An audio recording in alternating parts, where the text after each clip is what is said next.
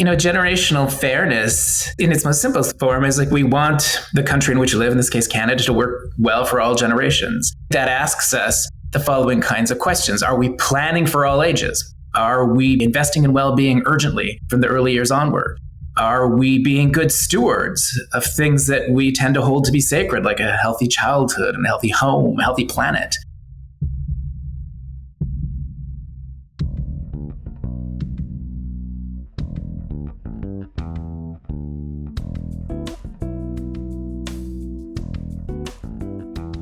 The climate crisis calls upon all of us to be leaders. Sometimes leadership means standing up for precious things that don't have their own voice, like our planet. And sometimes it means demanding justice for people who are unequally and unfairly impacted by climate change. In today's world, many of us have grown skeptical and cynical of the leadership of our elected leaders. But today, we'll hear from someone who is working with the system to demand better leadership from our politicians and justice for young Canadians who are often overlooked. Welcome to the Pulse of Change podcast, where we explore the connection between climate change and health by sharing stories about taking action. I'm Lana Voracek. And I am David Acuna. Our guest today is Dr. Paul Kershaw. He's a professor at the University of British Columbia and the founder of the charitable think and change tank Generation Squeeze. In the first part of our episode, we'll hear how Paul learned about generational unfairness and how that brought him to action. Next, we'll interview Paul to find out how climate change fits into intergenerational justice and what Generation Squeeze is trying to do about it. Finally, we'll hear what he's learned along the way and what keeps him hopeful. Climate change is the greatest intergenerational unfairness of the time, even more so than housing, and housing's a pretty big one. Paul's story began in Metro Vancouver, where he grew up. So much of my life has been influenced by my mom. For a lot of our lives, my mom was a single mom, working hard to take care of me, as so many moms and parents do generally. And in my case, my mom also just has this really great ethic about seeing people who are in need and we'll go and help them. A lot of her time she spent working with people in particular with mental and physical handicaps. And right now she works so hard on helping refugees come to the country. And I think as a little kid watching her all my lives, I was in awe of that. But I also just seemed like fatiguing because after my mom helped one person, there was another one waiting for her help. And then another, and then another. And like the line of people who were deserving of support just never really shrank that much despite her best efforts. And that sent me to say, how can we make systems change so there are fewer people needing support? And that sent me into a career in population and public health. Paul got his PhD in political science, law, and economics from McGill University. After graduating, he moved back to BC. Early in my academic career, where I had the privilege of being hired into something called the Human Early Learning Partnership, which was an academic institute and a social change institute designed to try and get children in Canada and around the globe off to the best start possible. In order to contribute to that work, we were monitoring early childhood vulnerability in British Columbia in particular. And we were finding like 1 in 3 kids are showing up in kindergarten in ways that mean they're more likely to fail or go to jail or wind up sick as adults in ways that we could have prevented. Wow, like why aren't we doing that prevention? To answer that question, he started looking into how the government was spending its money and the policies it was making. I always try and figure out, like, do we really value something in terms of the relative amount of money we put there? So I started looking at not only what are we doing to invest in the generation raising young kids, but where else are we putting a lot of money? And it turns out there's this really strange habit in Canada that we are really ready to invest a tremendous amount, relatively considered, later in life. And then we're quite stingy early in our investments in people's lives. So much so that this group called Global Age Watch ranks Canada as one of the top 5 countries on Earth in which to grow old. But UNICEF ranks Canada as an international laggard amongst industrialized countries when it comes to investing in children, youth, and their parents. He didn't understand why Canada couldn't be a good place to grow old and a good place to grow up. I want to combine both of those aspirations, and that's how you make Canada work for all generations. And by the way, that'll be really cost efficient for us because if we reduce early childhood vulnerability, then we are reducing kids failing in school, which means we're reducing the number of people winding up in jail, and they're reducing the people who are sick, and that's just better for everybody. In 2010, Paul founded Generation Squeeze with the vision of helping younger Canadians squeeze back on the pressures they were facing. Pressures like lower earnings, higher costs, and growing debts. We started coining phrases like childcare shouldn't be another rent or mortgage-sized payment, trying to build up the momentum to invest in $10 a day childcare, a phrase that I take real pride in. That branding for a national childcare recommendation started in the Gen Squeeze lab. Over a decade later, the federal government invested $30 billion in an initiative to make it a reality. But over that time, new problems came to light.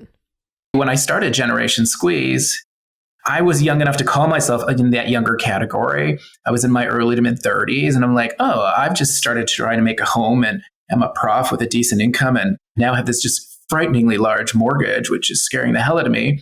But within a few years, I'm like, wow, like the value of my home has gone up so much. I still have a massive mortgage, but now people just as smart as me and just as hardworking as me can't afford to live where I do. So Gen Squeeze started sounding the alarm. Code red, there's a housing crisis, and these housing prices are just crushing the way that hard work pays off for younger people while giving wealth windfalls to people like me while I sleep in my home. As Gen Squeeze worked hard on housing, in 2021, BC saw a series of events that revealed another intergenerational injustice. We started with a heat dome where literally birds and bats were falling out of the air around me. And then we had fires that ravaged our province and burnt down some towns, followed in the same year by flooding. And that was all happening in the middle of a pandemic. You may recall in episode 1 when Alexi talked about the 2021 heat dome, which caused temperatures as high as 50 degrees in some parts of BC. The same year, the province experienced severe flooding and wildfires. These types of events have occurred before, but never with such severity and in rapid succession. I mean, it really is as biblical, or pick your spiritual literature or whatever, like it's pretty significant. It's important to recognize that this was not a coincidence. It was a chain reaction. The high temperatures from the heat dome triggered a severe wildfire season, including the burning of the entire village of Lytton within only minutes. The land was damaged by wildfires, and because of that, it was less able to absorb water. That made it more prone to erosion, which caused flooding and landslides in the fall. Because of the severe damage, many highways had to close, cutting off access to entire communities. Scientists call this type of domino effect cascading risks. Climate change is the greatest intergenerational unfairness of the time, even more so than housing, and housing's a pretty big one.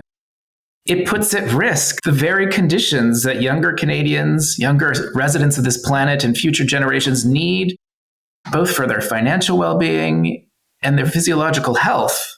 Paul is not the only one who feels this way. Since climate impacts will only get worse over time without action, UNICEF and the Royal College of Pediatrics and Child Health in the UK have issued a statement that climate change is a child's rights crisis.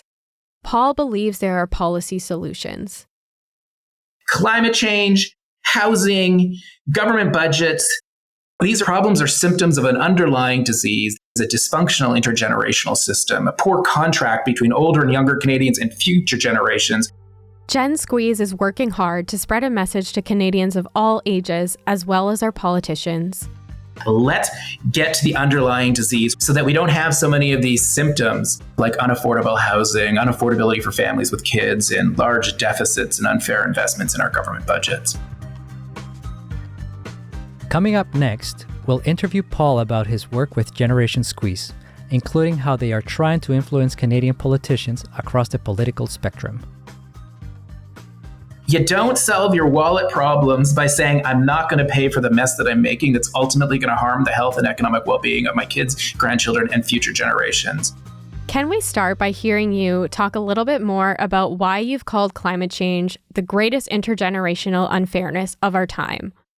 You know, for now, too many decades, we in this country, more than most when thinking at a per capita level, have extracted so much of the atmosphere's scarce and precious capacity to absorb carbon because governments have let people and businesses pollute for free or at little cost, with the result being species loss, rising food costs, and extreme weather. And What we're witnessing right now in 2023, and in a year where the fires were just scorching us from coast to coast to coast, and it comes on the heels of flooding and desertification. The problem is that's not the worst of it. It's locked in to get even worse still. And yet, at this very moment, because of the framing that there's scarcity everywhere, that people are struggling financially. And so as a result, we can't be asked to think about paying for the pollution that we're making right now. We're just going to kick that cost down the road. We don't mean it to be for our own kids and grandchildren, but there's just no other option. And so that is just a tremendously unjust way to engage with our own kids and grandchildren and those who will follow. Thank you. And you mentioned scarcity framing. We are living in a time when cost of living pressures have increased for everyone. Is that what you mean by that? I find myself these days actually wanting to interrogate that assumption that everyone is facing cost of living pressures, because I actually think it's part of the problem. It certainly is not the case with regards to housing. So in Metro Vancouver, rising home prices haven't harmed most people. Rising home prices has helped many. It's printed more wealth for homeowners in a relatively short period of time than almost any other wealth production opportunity that's been there.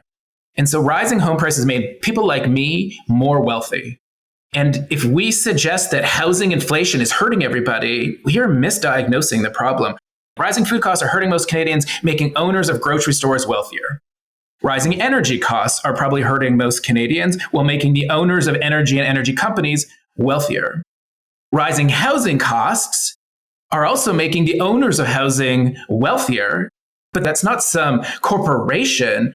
The owners of most housing in Canada are like everyday Canadians who just happen to be older because we got into the housing market earlier. And so that really matters, Linda, because if everybody's hurting right now, it's a moment of scarcity. And when there's scarcity, people are more likely to go and like, do I have my physiological needs met? Have I got the security that I need? And we kind of go to our most foundational sort of base instincts about, okay, it's all I gotta get enough for me. But ultimately, what we want written on our tombstones and thinking about our legacies is like, I got enough for me. That's not what we want written. It's like, I was a good citizen. I was able to like leave a legacy that was bigger than me. And when there's affluence around us, there's an opportunity to ask people to actually acknowledge that affluence and say, okay, you've got enough security. And how can we ask you to contribute, to the community, the province, the country, and the planet for those who don't have enough security? So how is Gen Squeeze working towards a better legacy? Gen Squeeze has worked on intergenerational fairness and climate change from a range of angles. But I think one of the most important one is one that is clearly unpopular. But it's like, if you make a mess, help pay to clean it up.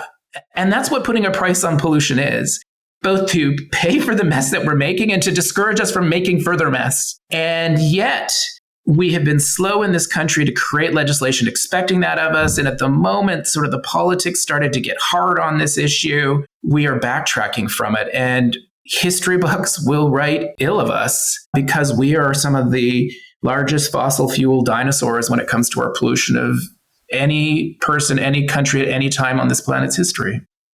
Right. And carbon pricing, or the carbon tax, has been proven to work, and evidence shows that it is the cheapest and fairest way to reduce emissions.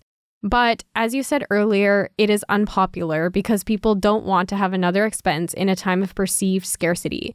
We'll share some links in our show notes about how many of these fears have been debunked. But what would you say to people who are afraid the carbon tax will break the bank? I'm not wanting to downplay that there are wallet pressures.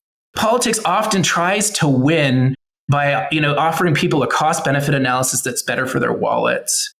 We can bring down financial pressures with better family policy, childcare policy, post-secondary policy, retirement planning policy. And when you do that, you better position us financially to take responsibility for the costs of our polluting. You don't solve your wallet problems by saying, I'm not going to pay for the mess that I'm making that's ultimately going to harm the health and economic well-being of my kids, grandchildren, and future generations. That's not being a good steward.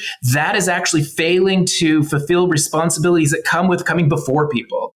We can't be mortgaging the future and the present of young people because of an unwillingness to manage some of the challenges of paying for our pollution. That's an intergenerational discrimination. And Paul, you mentioned that we have a tendency to focus on short-term cost savings that benefit us now. while we overlook long-term costs down the road, which can include costs to our health, financial costs, and environmental costs.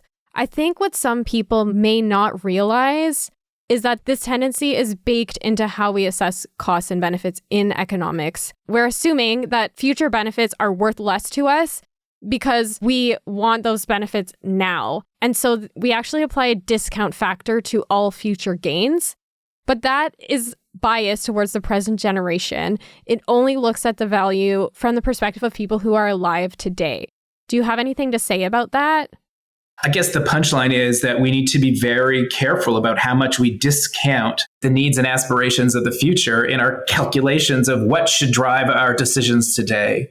We've been doing that discounting for so long, for the last several decades, in part because we weren't witnessing the harm that climate change could bring. But now it's really difficult to discount that harm. And there's new expenditures we need to make to adapt to the reality that our climate is not now what it was a few decades ago. And that causes new challenges for our homes and our built infrastructure. There's no getting around that there are new costs coming to us. The Canadian Climate Institute has already published brilliant analyses of damage control. Like, we got damage coming, we're experiencing it now, more is on the way. The more we invest to prevent further damage now, the more cost savings we actually bake into future payoffs. The more we invest now to reduce the harm from climate change, the more we'll climate change proof the later economy. What are some other policy solutions for climate change that Gen Squeeze supports? We try and do a synthesis of the range of policy levers that an area says needs to be pulled in order to address a big problem like climate change or housing unaffordability or giving families good work-life balance. And so you can come and you can click on our solutions tab and you can find a tab specifically about climate sustainability, and it will give you, it's actually the most complex solutions framework, and there are dozens of levers that we talk about there. So let me just pick one. Let's use market incentives well, then put a price on pollution, because we respond to market signals. So it's one thing to reduce our polluting anymore, but there's so much bloody carbon up in that atmosphere. We need to bring it back down into the soil where it once was, into the forest where it once was. Gen Squeeze has been working with a talented PhD student named Kushank to grow our ability to shape and inform dialogue about how to change our agricultural practices. So much of our agriculture right now is based on tilling up the soil on an annual basis to plant new seeds. And soil isn't just chemistry like nitrogen and phosphate and potassium. Soil's biology, it's alive. And the moment you start tilling it up, you're killing that living ecosystem, and it ends up releasing carbon. Some colleagues have shown me satellite pictures of the Earth and when our carbon emissions are growing particularly high in a given year. It happens to be often in spring when farmers are starting to till the land.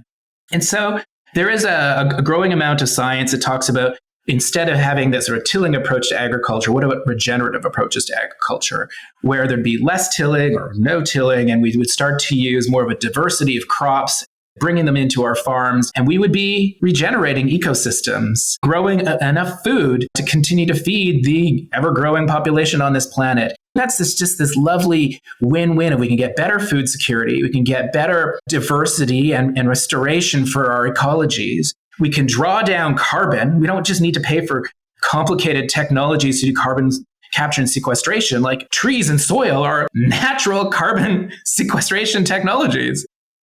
It might strike some of our listeners that Gen Squeeze leans heavily into policy action, but it doesn't subscribe to any particular political party. Can you talk a bit more about that political but non-partisan approach? So Gen Squeeze is very significantly influenced by political theories that describe how public policy is made. And we look at public policy because we know that if you want to change the systems in a society, you have to change the policies that are shaping those systems. So we know that our end game is we want governments to change public policy. So then we're like, well, what makes governments do anything? And the punchline of most political theories is governments respond to those who organize and show up, which then begs the question, what causes people to organize and show up?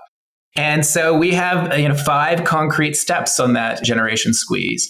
The first is, as an academic, I'm like, okay, there's evidence out there. You need to make meaning of the evidence to show people, wow, something in their socioeconomic and ecological circumstances is changing. That change, they likely feel it, but can we connect the dots for them and see how those changes are increasingly out of alignment with the values that they hold? Because that will then light a fire and we should do something about that. That's step 1. Step 2 is in the light of that meaning making of the evidence, can we shape public opinion? So if we can shape enough public opinion, that's really critical for providing political cover for politicians to respond to new evidence and disrupt the status quo. And step 3 is, as you're shaping that public opinion, we need to try and frame people's beliefs about what the problems are and also frame their beliefs about the solutions. It really matters what people understand to be the problem at any given moment. In climate change, people are fighting over the frame, like, is a warming planet, the cause of human beings? Or is it just natural and we're all going to be doomed anyhow? The science is clear. Human beings are the epicenter of causing this, but you're still at many moments having to fight over that framing. That was step 3, framing people's beliefs about problems and solutions. And once you've got that, you can then set an agenda of the solutions. Here's a few of them that we're going to work on right now. And then we are going to need to build a coalition around that agenda. Enough person power or organizational power to give some clout to it. And then at the end of the day, you can take the evidence in the light of people's values, the public opinion, the framed beliefs, the agenda, and the person power in the coalition to change the incentives to which politicians respond. And then that's what constitutes organizing and showing up. And ultimately, we hope that governments will adapt their policies to put in place a better generational deal, one that works for young and old alike. And we do that at Gen Squeeze with an effort to try and influence parties across the ideological spectrum. When you consider how different beliefs can be across different party lines, what gives you hope that it's possible to make climate a nonpartisan issue? One of the things that motivates me to think that way is because in Canada, you won't find a political party that doesn't talk about putting more money into medical care. I say that with really great interest as a professor in the Faculty of Medicine at UBC, one of the most prestigious medical schools in the country. We know our stuff at the Faculty of Medicine, and the Faculty of Medicine is pretty darn clear that health doesn't begin with medical care.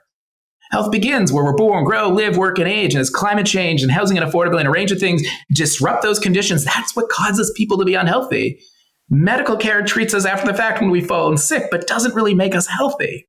And yet, you have every political party kind of having this consensus that more money for medical care is a good idea. Medical care routinely wins. So I'm hoping one day that we can have a better generational deal that is not only supported by the evidence, but cross-party consensus, because then it's kind of locked in. There was a short moment when putting a price on pollution had the convergence of all parties federally. It happened in the last federal election. And I'm like, oh, finally on climate change, we kind of got to put that behind us. But it was just a short-lived moment of consensus. And so I'm constantly searching for how do you just kind of win the day to have that cross-party consensus? But that doesn't mean we're not willing to work and recognize some parties are more aligned with the evidence at a certain moment than others, or some parties are the ones in power, so they're the ones that can act on it. So what do they want, and how do we get more of what they want to them so that they'll do what we want and act on the evidence? I'm absolutely willing to think tactically and strategically and politically in those ways. But my end goal is to have the cross-party consensus. If we don't, then we fail to be able to bring the best available evidence to the public sphere. One thing I read about that I thought was an especially powerful example of this approach was that during election time, Gen Squeeze made a voter guide and scored each of the political parties in generational fairness. And after that, some parties actually changed their platform to include the wording used in the Gen Squeeze voter guide. Absolutely right. So let me tell you a little bit more about those. So if you come to gensqueeze.ca and you click on Get Informed, you'll see one of the things you can learn from is our voters' guides. We're constantly thinking about when do we have influence over parties? When do we have influence over governments? At election time, that's a moment when parties are especially sensitive. And if you can show that you can influence even a relatively modest part of public opinion in those days before people cast a ballot, that is something that will capture the attention of political parties. And so Gen Squeeze has made ourselves famous for being able to do evidence-informed analyses of party platforms in elections federally and provincially. And the first time we do it in a jurisdiction, we don't have that much influence over party platforms. But the second and third times and thereafter, we have considerably more because we've demonstrated in the first time that we can draw media attention and social media attention to our analyses. And then suddenly the party's like, oh, it would be in our interest to actually score better in their analyses. How can we do that easily? I would love them to invest, much more in a whole range of issues, but sometimes they're finding the money isn't the easiest thing. But we give them opportunities to score better if they adopt some of our framing language. And remember that I said part of our theory of change is to frame people's beliefs about problems and solutions. And if you could get platforms to start echoing the framing, like there's an intergenerational tension, or that we need a minister responsible for intergenerational fairness, or that we don't want housing prices to rise any longer, or that people should pay for their pollution. If you can get people to buy that framing, then they use their own party megaphone to start spreading that framing all the more. And that is one of the ways that we wield influence. And so we're very intentional about trying to use the moments that parties are paying attention during elections, and they also happen to be moments where citizens are paying attention, and citizens can have influence because parties are courting their vote. Stay tuned for the last part of our episode, where Paul shares some of the lessons he's learned along the way and what keeps him feeling hopeful. Well, I know it's easy to be cynical right now that governments are not listening or governments are part of the problem. Ultimately, governments have to be part of the solution because governments create public policy change. Can you share some of the biggest wins for generational fairness that you've had since you started your work with Gen Squeeze over 10 years ago? We've had some successes. The $10 a day childcare investment, so $30 billion over 5 years at the federal level, and then an extra $9 billion a year thereafter is the biggest social policy and new social policy investment in more than half a century. Change always reflects what an ecosystem is doing. But I take pride in the fact that the branding of $10 a day childcare started at Gen Squeeze's lab on the 4th floor of the School of Population Health at UBC. It reminds us of the importance of that framing. So many smart, especially women, came well before us at Gen Squeeze recommending that childcare idea. First for feminist reasons, then eventually for child development reasons, but they weren't enough to push us over the political threshold. And so we worked hard to come up with a complementary narrative, like let's talk to people about their pocketbooks, because we know pocketbooks matter. And during the COVID pandemic, where you had parents, moms going home where they were workers at home, teachers at home, childcare workers at home, cooks at home, just like everything was happening at home, and it was disproportionately really punishing women.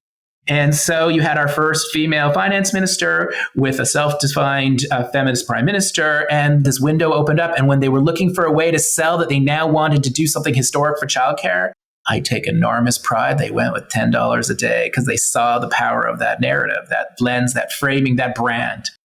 That would be the biggest financial win, the biggest reduction in pressure on family wallets that we've been able to offer. But we also made sure that the first national housing strategy we've had in 3 decades finally included young people in the list of groups vulnerable in our housing market. Can we just pause here for a moment? A national housing strategy had a list of vulnerable groups that were going to be eligible for the money coming from the national housing strategy. And it only had one age category: seniors. People, if you look at the data, seniors have the highest rate of home ownership. They've also been in the housing market the longest and the greatest opportunity to gain wealth from rising home prices. Sure, there are about 20 to 23% of seniors who are not homeowners, so we need to be worried about them. So seniors who are not homeowners, I'll give you that. But if you're not going to actually identify younger folks as being the ones creamed in the housing market, then we have a problem with our national housing. Draft 1 came out, no young people. Draft 2 came out, no young people. Draft 3, we're like, oh my Lord. And it was a little bit lucky where we built relationships with an MP who happened to be sitting next to the then minister responsible for housing. And we went to her, like, please, like just show them this infographic showing how young people are being creamed and they're the most likely as an age group to being harmed. So that made young folks eligible for billions of dollars in the national housing strategy to be available for the portable rental benefits and a range of other investments. And then, some smaller things still, like if you look at the reasons that 18-month parental leave exists now, that came partly from Gen Squeeze's influence on the 2015 election platform of the Liberals. We worked with the Vancouver mayor back in the day to create the first ever tax on empty homes. We have worked tirelessly to try and get a number of rental projects off the ground in the face of NIMBYism, especially because that's local work happening in Metro Vancouver. And we take pride in being part of an ecosystem that helped to defend the constitutionality of a price on pollution. And there is more. You can go check out Gen Squeeze, what we do, and I think it says win sometimes for a complete list. What lessons have you learned along the way with Gen Squeeze? So much change begins with relationships. I'm a professor. I'm trained to produce good evidence and then share good evidence with people. But the lesson that I have is that evidence is but one factor shaping people's behavior, organizations' decisions, and government's policy legislation. And really, what matters is the values that we have. And our values are going to be shaped in no small part by the relationships around us. And so I would encourage us to tap into the values that are going to help us remember what's the legacy that we want to lead. Is it that we want to prevent harm to others and we're going to care, to do enough to do so? Is it that like people, you should take out what you put in, or you shouldn't leave more of a mess than you're willing to pay for to clean up? Or is it like we are going to, we're going to protect people's freedom, and there's going to be so much less freedom and less liberty in a context where there is disarray and damage all over the place from climate change? Or is it that just we care about what's sacred? Clean air and clean water, clean soil. These things are sacred. There's a range of ways in which people's values will motivate them, but right now we desperately need to be motivated to be the best versions of ourselves in the light of our values. And what gives you hope as you engage in this work? I have hope because I know that we've done big things in the past and that politics does respond to those who organize and show up. There is an opportunity to make governments work more effectively for young and old alike. While I know it's easy to be cynical right now that governments are not listening or governments are part of the problem, ultimately governments have to be part of the solution because governments create public policy change. And so part of the Gen Squeeze mission is to rejuvenate democracy and invite a younger demographic to resist its cynicism and to invite an older demographic to use its political heft to not only vote for themselves, but to vote for the legacy they want to leave for their kids and grandchildren. Not only do I have hope, but I have big expectations for Canadians. We sometimes get the politics we deserve. And if we're not being courageous enough to showcase to our politicians that we both can and will fix our wallet problems while we are simultaneously fighting our climate problems, and that those of us who have enough security are willing to do more than we're being asked right now, if we don't do that, then I don't have enough hope. But Canadians, we care about our legacy. We care about our community. And so I want to tap into that part of who we are as a nation. And when we do that, that's where the hope lies.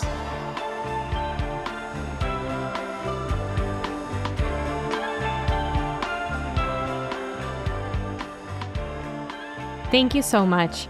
As we're wrapping up, we want to plug Generation Squeeze's podcast, Hard Truths. Can you share what else our listeners can do if they want to engage more with Gen Squeeze's work on intergenerational fairness and advocating for policy solutions to climate change? Yeah, if you've been attracted to this particular conversation, then please do join us at gensqueeze.ca because our power to influence public policy grows with the size of our network. So you can join and add to our numbers and share our videos and podcasts with others to attract more people to come to our website.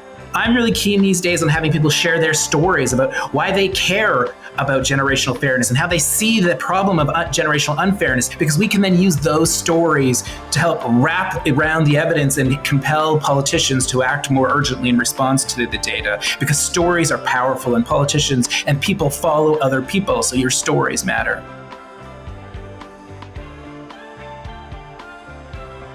We interviewed Paul in November 2023. Since then, Gen Squeeze has made exciting progress. Canada's federal government listened, and for the first time ever, not only did they acknowledge that hard work doesn't pay off for younger Canadians around issues like climate change, housing, and affordability, but they also structured the 2024 budget around creating fairness for every generation. But these long-term problems took decades to create and will take decades to overcome. There is more work to do to reach agreement on these issues across party lines and to ingrain generational fairness into the structure of our government. If you want to get involved and learn more, follow the links in our show notes. It's about building a movement that we can then bring into the halls of our legislatures and together make the difference to protect this planet going forward.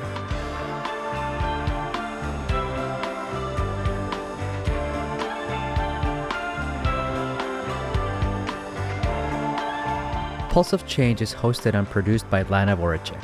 Audio production and music by David Acuna. Artwork by Alana Thorburn-Watt. If you enjoyed this episode, follow us wherever you get your podcasts and leave us a review. You can also find a transcript with citations for this episode in our show notes. This episode was recorded and produced in the traditional unceded ancestral territories of the Musqueam, Squamish, and Tsleil-Waututh nations. This podcast is funded by the Sustainability Projects Fund of the Alma Mater Society at the University of British Columbia, Vancouver. If you'd like to connect with us on social media, you can follow our Instagram at Pulse of Change Podcast. Thanks for listening.